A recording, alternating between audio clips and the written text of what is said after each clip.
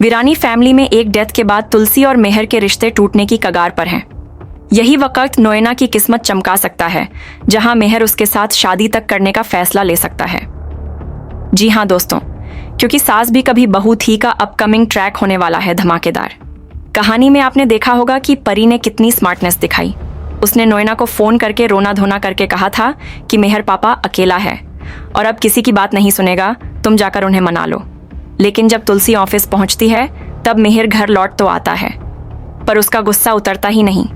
एक बार फिर परी के झूठ सच बन जाते हैं और तुलसी की बात सबके लिए गलत साबित हो जाती है। मेहर ओपनली कहता है कि सब लोग झूठ बोल रहे हैं, लेकिन तुलसी का प्रवचन ही सच है।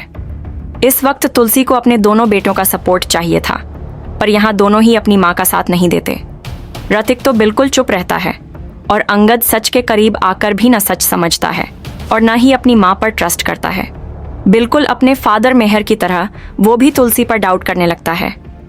जब सब तुलसी से दूर खड़े हैं तब करण और नंदिनी को उसका सहारा बनना चाहिए था, पर यहाँ कोई भी उसका साथ नहीं दे रहा। इतने सालों तक घर के लिए जान देने वाली तुलसी को अभी तक कोई समझ ही नहीं पाया। परी की प्लानिंग और उसका गंदा खेल तुलसी को समझ आ रहा है, लेकिन अब गायत्री और परी मिलकर एक बड़ी साजिश रचते हैं। दोनों चाहते हैं कि नोएना और मिहिर की शादी हो जाए, जिससे तुलसी हमेशा के लिए वीरानी फैमिली से अलग हो जाए और परिवार की जड़ हिल जाए।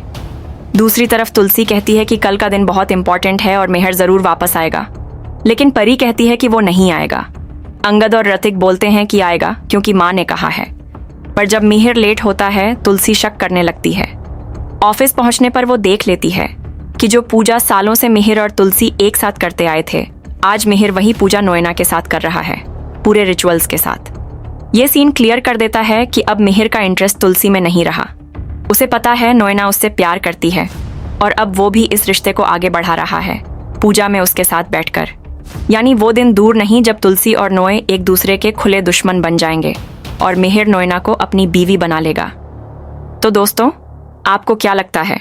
क्या मेहर जानबूझकर नोएना को गलत सिग्नल दे रहा है? क्या दोनों एक हो जाएंगे?